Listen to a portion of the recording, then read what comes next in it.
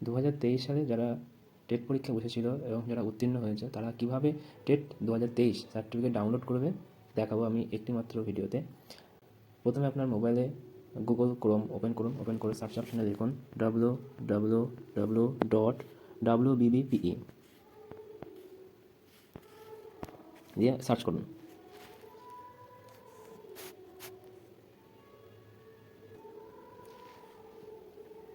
Search হয়ে যাওয়ার পরে নিচের দিকে চলে আসুন, দেখুন এই যে নিচের এই 3 নাম্বার পয়েন্টটা, লিঙ্কে ক্লিক করুন। ক্লিক হওয়ার সাথে সাথে পেজটি ওপেন হয়ে যাবে। নিচের দিকে দেখুন টিচার এলিজিবিলিটি টেস্ট 2023, ক্লিক করুন এর উপর, প্লিজ ওয়েট। এই পেজটা আসার পরে নিচের দিকে দেখুন টেট 2023 সার্টিফিকেট ডাউনলোড, ক্লিক করুন এটার উপরে।